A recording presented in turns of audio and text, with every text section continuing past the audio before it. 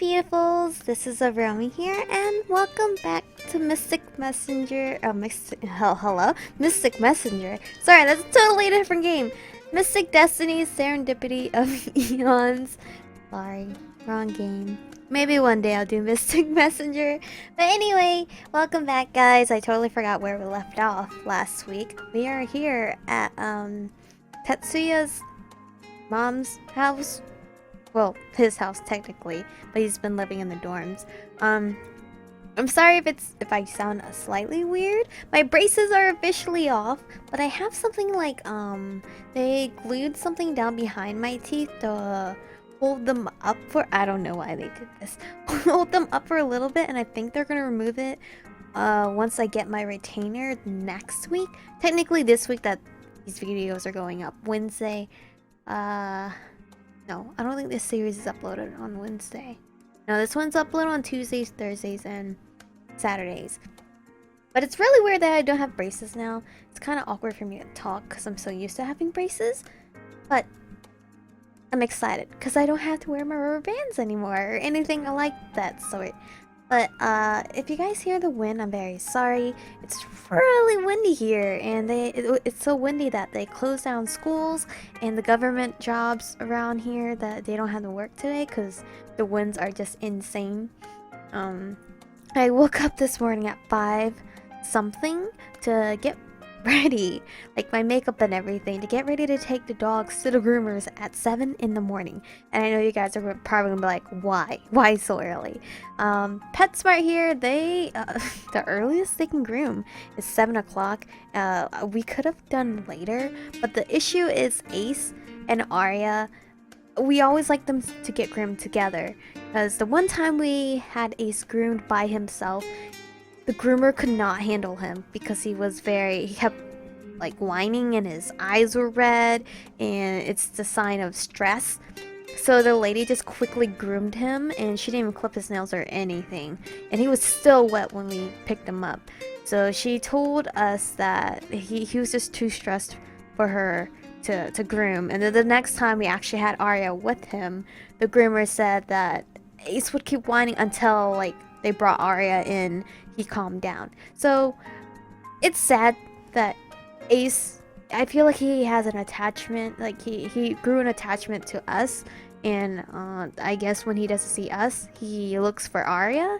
So the only time the groomer had available for both of our dogs to go at the same time was 7 in the freaking morning.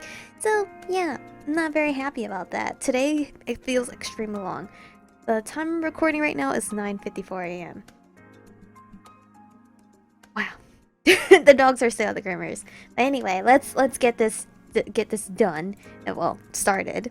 Anyway, I stare at the spot where Tatsuya had been standing just a second ago.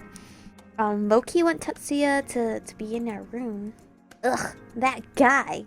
Oh, I chose the funny option, the one where I told him to not come in the room and sneak in.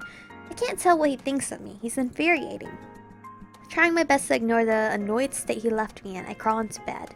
As soon as my head hits the pillow, my eyes start to feel heavy with sleep. Just how exhausted I truly am hits me all at once, and before I know it, I'm out like a light. I need a burp. It's me. So unladylike. I feel like I'm floating in nothingness. I look around me, but all I see is endless darkness. When I open my mouth to speak, no sound comes out from my lips. Where am I? I try to move forward, floating along easily, but no matter how fast I move, I'm not even sure if I'm moving at all.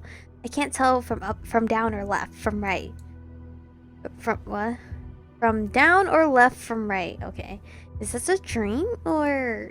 I look around again, as if expecting something strange to pop into existence. Nothing? I float helplessly in this empty space. What feels like minutes soon turn into hours, then days, weeks, and I start to lose sense of myself. I hold my hands up in front of my face. At least I can see something this time. I feel like I'm slurring my words because of whatever they put in my mouth. Ugh. As numbness slowly overtakes my body, I briefly feel a strange tug at my chest, and I can hear a distant voice calling my name. I look around, but there is nothing and no one in sight. Another faint whisper and the feeling of wind on my skin. Michiko. The sensation of something tugging at my chest comes back, stronger this time. It feels like an invisible string is attached to my ribcage, pulling at me. I touch my chest, but I can neither see nor feel any sort of string. A gentle breeze carries through the void, carrying the scent of hyacinths. Hyacinths? Is that right? With it. Chico. The whisper gets louder, and another tug, I'm assuming it's Tatsuya trying to wake me up, tug at my chest. It pulls me forward with a jerk. What the? I can almost recognize the voice that keeps calling out to me. Excuse me. Michiko! The whispers now turn into muffled yells. Another tug of my chest finally yanks me into the seemingly endless darkness. As if sensing something invisible in front of me, I hold my hands in front of my face and close my eyes. I crash right through something. The sound of shattering glass upon impact and the feeling of falling. My eyes snap open at the sensation of wind rushing past my ears. I'm falling. Oh shoot. I see the ground coming closer, but I'm paralyzed, completely helpless. That's nothing I can do to stop it. No. I can see the field of countless purple hyacinths. I really don't like saying that word because I think I'm pronouncing it wrong. Dancing in the wind. That's all I can see as I fall. My screams are frozen in my throat. I force my eyes shut and brace myself for impact. 1, 2, 3. Nothing. I mean, it's a dream. It clicks in my mind that I no longer feel like I'm falling and my eyes snap open. My body's floating just inches away from the ground. A purple hyacinth tickles the tip of my nose. With a sudden thump, I finally fall into the sea of flowers. I sit up and look around. There's nothing but the field of flowers in sight. What should I do? I move to get up when the voice from before rings out once again, this time from right behind me. Michiko. I'm petrified in an instant. That voice. Slowly I force myself to turn around. Is it Mother? Shizuka, stands before me, looking down at me with cold eyes. I stumble back and fall. You! What? I'm sorry, Michiko. Shizuka doesn't give me time to even comprehend her words. In a split second, her face is just inches away from mine. Is it really our mom talking to us through dreams? Or is it just like a figment of our imagination? I can't move. Her eyes start to glow and a tingling numbness spreads out from my chest to every part of my body. It's as if a billion tiny needles start to poke and prod me. No, wait, please no! What's going on? An emotion I can't quite place flickers in her eyes for the briefest of moments. As if completely deaf to my pleas, Shizuka reaches out to me. She touches my forehead, right between the eyes with her index finger. At first, nothing happens, and I dare hope that nothing will, but the hope is dashed soon enough. I yelp at the feeling of the intense cold against my skin. Shizuka moves away from me, but it doesn't go away. The cold spreads out rapidly from where she touched me. It's so cold it burns.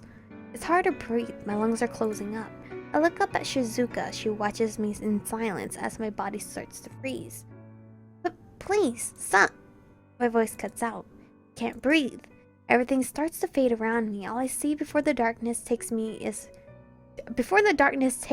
her glowing eye.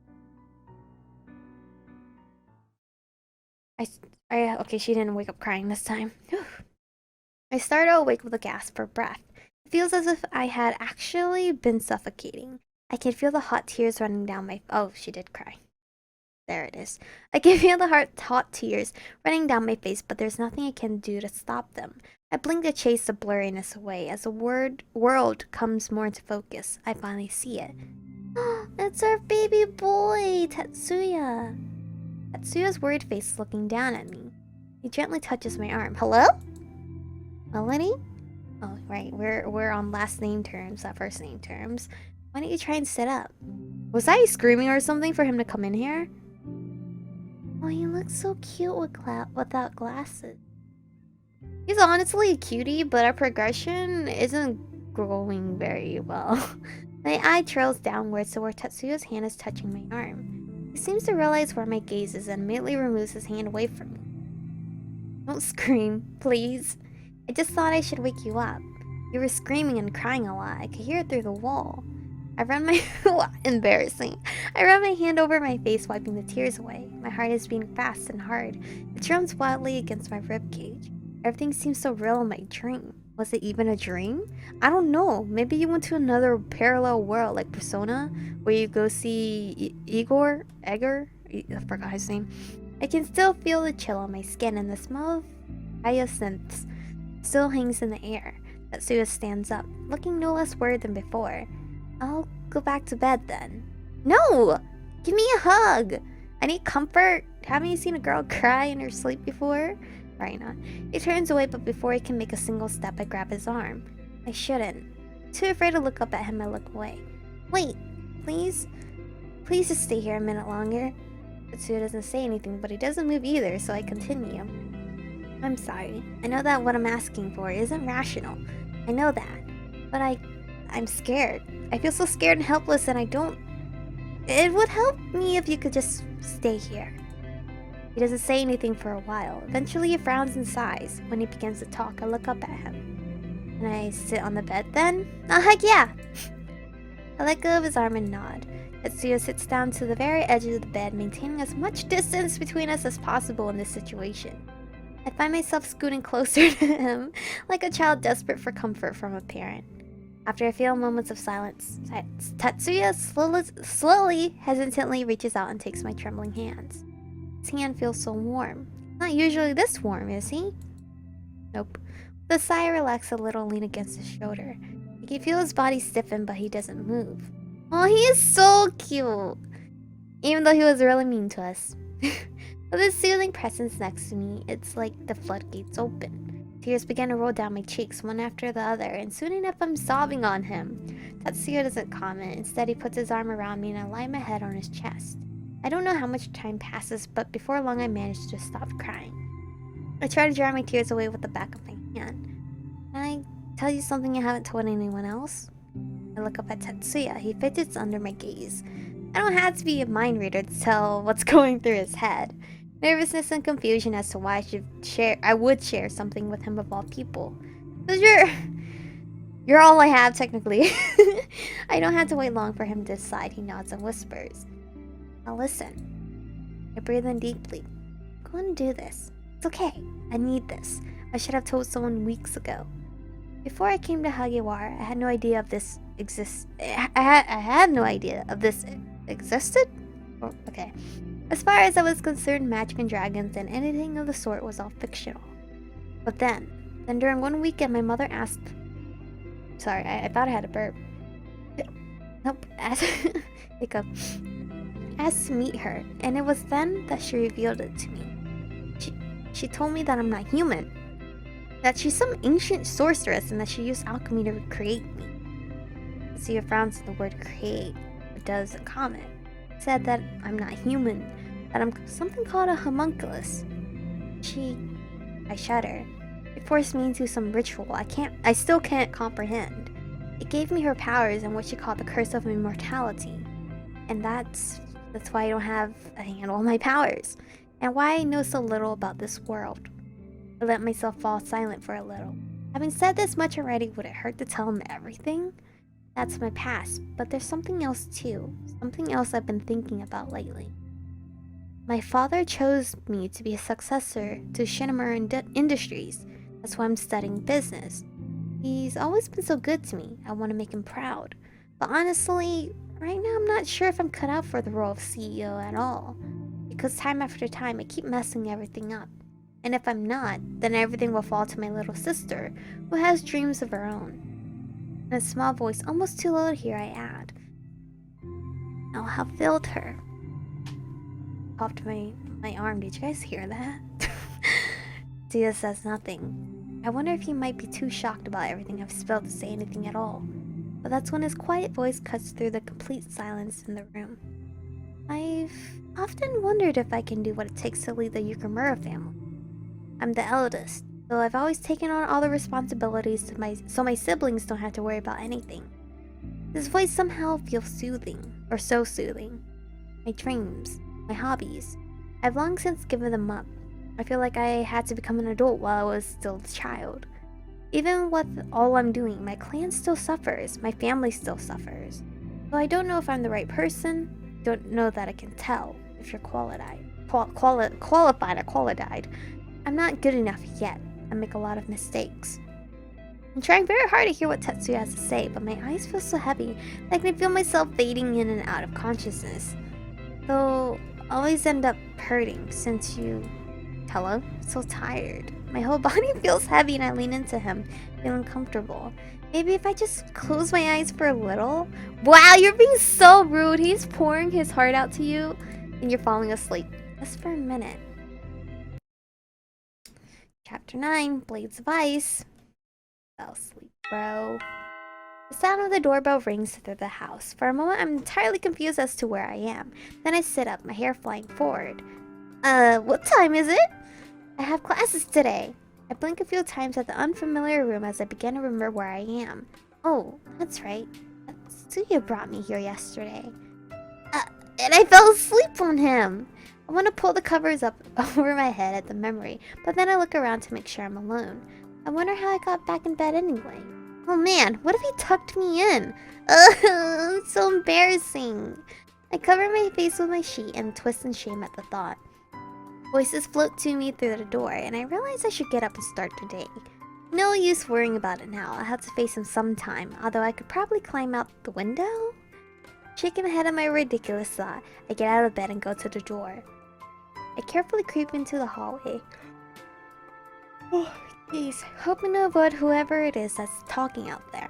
As I get closer to the voice, I realize that's actually two people. Tatsuya's and a female's that I'm unsure of. I don't think that's Sakuko or Chizaki though.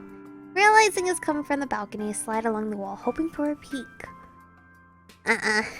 Tatsuya comes into view, his back turned, and a girl that looks somewhat familiar is with him. Oh no.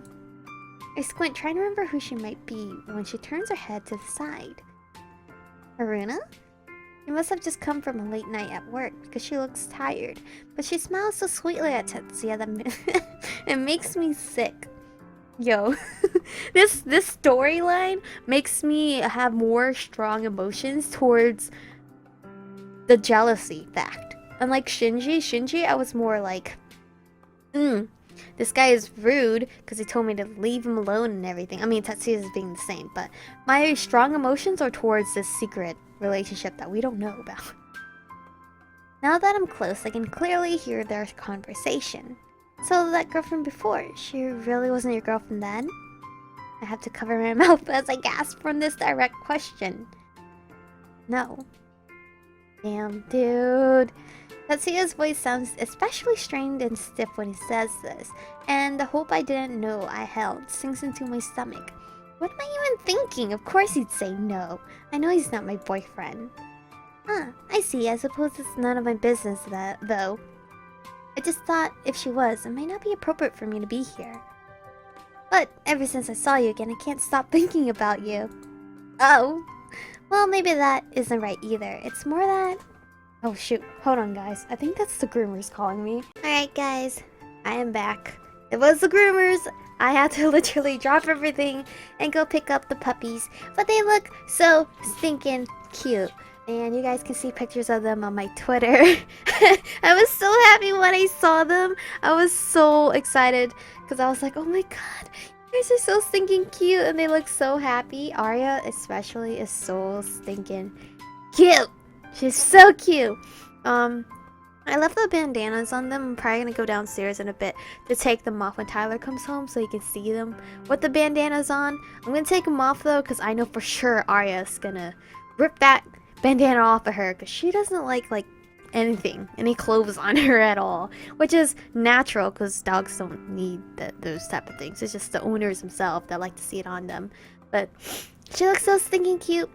I wanted her to see herself all dressed up in a bandana for 2 hours because Tyler comes home at 12. But anyway, let's get back to it. I was kind of upset because we were getting heated. It was getting heated up in this drama section and I had to leave. Hello? Hello? I spin back around at the sound of a man's voice behind me. Oh, is it his dad? Oh, his dad is cute. In front of me stands a thin man in a slightly wrinkled suit and glasses. I blink for a moment, thinking somehow that Tatsuya has aged up and gotten in front of me. But then my brain kicks in and I realize he must be Tatsuya's father. Uh-oh! Busted. I bet he totally knows I was eavesdropping. I quickly get it together and bow deeply. Good morning, you must be Tatsuya's father. Thank you for letting me stay here. Haruki scratches the side of his head and smiles gently. Yes, I'm Tatsuya's father. I'm Haruki. Haruki Yukamura. But as for letting me stay here, it's probably more accurate to say that that was my wife's decision. Not that I mind. Please, there's no need to bow. I stand up straight and examine Mr. Yukamura. I'm surprised that he shares his wife's family name, but I figure it must have something to do with dragon culture.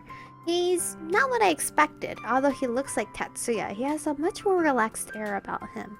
Haruki also seems a bit nervous and even slightly embarrassed as he continues. I got home late last night, but Jizaki said you were a friend of Tatsuya's. Haruki looks past me out onto the balcony. You know Haruna too? I glance back and shake my head, ashamed of my actions. No sir, I just, Tatsuya's my assigned partner from class. I, passed out. Yes, don't worry, Chizaki told me everything this morning. Haruki doesn't say anything else, but looks from me to Tatsuya and Haruna out the balcony. I begin to feel awkward as hell, standing there. He has to be wondering about the connection between the three of us. Suddenly he startles a bit and refocuses on me. Oh, are you hungry? Sorry, I'm not the best host, but Chizaki's making breakfast downstairs. Would you like some? Oh, alright, sure, thank you. I'm surprised everyone's still at home this early. At my house, Dad was usually gone before we even woke up. Haruki turns around and starts moving down the stairs. I glance back at Haruna and Tatsuya before following him. Man, they didn't hear our conversation. Feeling timid, I walk to the dining room table that Sakuko and Toshiyuki are already sitting at. Haruki moves past me to see himself and I join them. A plate is placed in front of me and I look up to see Chizaki. Good morning, Michiko. I made this specially for you, so I hope you'll enjoy it. I look down to see a fried egg, rice and grilled fish. Wow! Grilled fish and rice? Yo, best. Well, when I see everyone else's plate, I realize they all have the same thing. I cock my head to the side. Thank you. It's special because it's warm. Huh? We eat our food cold, remember? Oh, right. Thank you, Miss Yukamura. Not a problem. I begin eating my food slowly as to be polite, but I soon realize that'll be impossible. It's very good. Thank you, dear. I should hope so, since I cook it in the cafe all the time. Mom, why is it that Michiko gets to sit around in her pajamas on a Tuesday? I have to go to school. She should too. Don't start, Sakuko. So, you even bother her? Of course. At least, she's easy to get a reaction out of. Then again, you never have any emotions, Yuki. Maybe you're even more of a robot than Tatsuya. Whatever. Sukoko, that's enough. Sorry. But it was a completely valid question. Keeping up with all the different conversations, even if it's not the most pleasant topics, makes me smile. Without thinking, the next words slip out of my mouth. So, this is the kind of family Tatsuya grew up with. He's lucky. Lucky how? I let out a little giggle. You two really are related, huh? I wish I wasn't. Unfortunately. It must be nice having everyone together like this every day. I think you mean annoying. Yeah, seriously. If you think this seems nice, your family must be a total downer than Michiko. Sakuko, apologize. Sorry, that was pretty mean. No, it's alright, you're right. My family's kind of a downer. You don't have to talk about them if you don't want to, honey. I don't mind, I'm surprised, but I don't so much right now. My mother was always very cold to me, not so much at first, but it seemed like the older I got. Then she married my father, who's a wonderful man, but rarely around because of work. But I gained a stepsister that I'm very close to. She's a wonderful, bright person who's very loving. I just don't get to see her anymore since I moved away to be closer to school. But yeah, our family dining together, those times were few and far in between. Well, geez, that's sad. Sakuko, even so, it's not polite to say that. Your stepsister sounds great, though. Yeah, but she never gets to see her. Actually, why do all of you get to sit together like this? It's Tuesday morning, so don't you have places to go? Haruki worked overtime last night, so he doesn't need to go in until later, and Yuki and Sakuko will be going to school shortly. Tatsuya has Tuesday mornings off and goes to help my father at his dojo nearby. That's why he comes here on Monday nights. Haruki adjusts his glasses and looks at me before speaking in his deep, calm voice. You have classes today? Yes, but I'm still not feeling that well. My morning classes will be over before I can even get there. I might try to go to my later ones, but I don't know. I know how it is to always want to work, but it's okay to take it easy sometimes, especially for your health. You should relax today. Massive releases of power can be pretty rough on anyone, especially someone not used to it. Just then, the only missing member of the family walks into the room. Tatsuya grabs a plate on the counter and sits down at the last open seat, next to his father. He doesn't make eye contact with anyone, and Shizaki seems to notice. What happened to Haruna? Huh? I need to do the math real quick, because I left shortly. Okay. I left shortly for the grooming, and I don't know how much is left in this episode. Is everything okay, Tatsu?